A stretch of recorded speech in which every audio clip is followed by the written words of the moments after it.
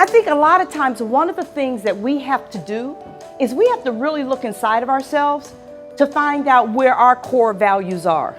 See, we're living in a time where it's kind of uncomfortable trying to be comfortable in your skin.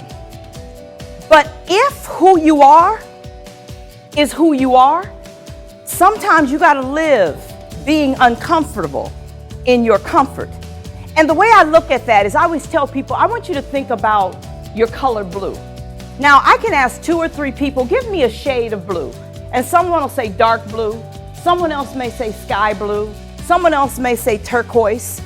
And the interesting thing about life is we never spend time asking people what their color blue is.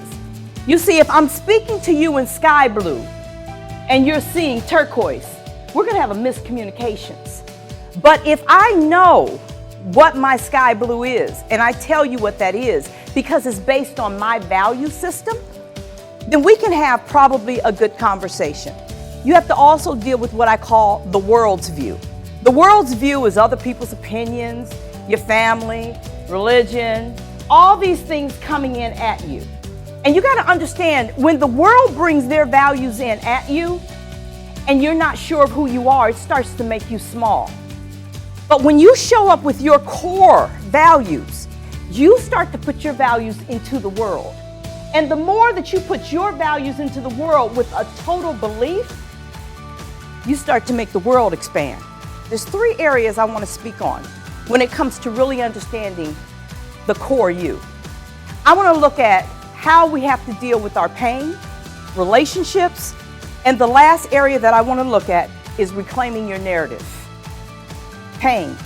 I was in the hospital and I had major operations, and they give you this machine where you can get this morphine pump. And they say, don't let the pain get past like a 1 or a 2. So I'm laying in bed and I'm like, pump, pump. Pump, pump, pump. Woo, this is feeling good, pump, pump, you know? But the interesting thing is I finally had to go home. And when I got home, I didn't have the pump. But all of a sudden, I did have the pain. And what I knew in that moment is as soon as I had the pain, that's when the healing began. See, sometimes you have to feel the pain to get through the pain by feeling it so you can get to your healing. Friendships. In life, in order for us to go deep with our core value, we have to understand what friendships really are. See, I always tell people, Facebook goes wide while genuine friendships go deep. I was at a hotel, and outside my window was this beautiful little lake. And you know how the sun shines on the water and it just glitters and it's just all beautiful and everything? I'm like, oh my God, that is just so beautiful. And the reality is a lot of times when we're dealing with our Facebook friends and sometimes our friends, we only see the glitter.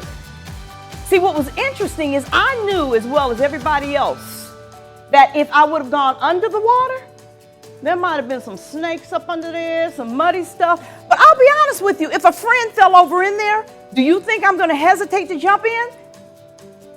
Well, maybe. No, I'm going to jump in. Because when friendships go deep, they go where you need them the most. And if you are murky, I'm going to get murky with you. If you got snakes going on, then we're going to jump in there together.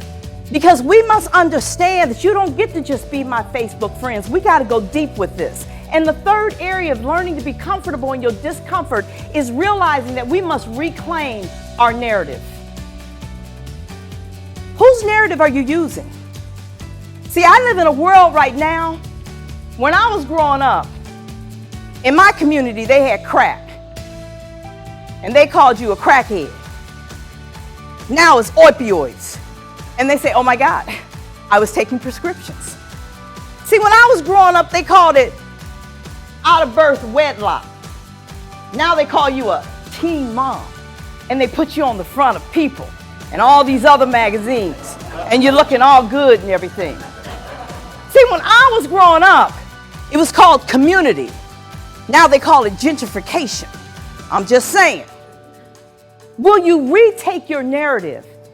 You don't have the right to look at me and decide that my community looks one way and yours looks another.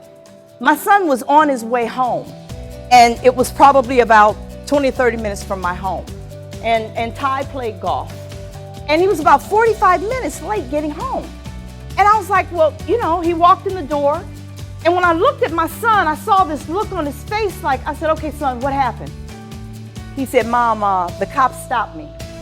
And they threw all my golf clubs out. They strip searched my car. And me being the mom I am, I'm like, okay, tomorrow we're gonna take care of this. We will be going. He says, Mom, I got this. And I'm like, no, son, this isn't right. He says, Mom, I got this. The next day he went to the police station. He had gotten the officer's badge. He told them what had happened. The chief happened to call this officer in. When that officer came in, my son said, let me tell you who I am. Let me tell you the student I am. Let me tell you the man I am. Let me tell you who I am. And when my son expressed to him who he was, he looked at him and said, look, you will never make me show up who you want me to be. I will always show up as I am. The question in life is, will you go deep with your core values? Will you be okay with being uncomfortable in your comfort? When the core you is true and genuine, then you will walk tall, and you will always know that when I look in the mirror, I know who I see, which is me.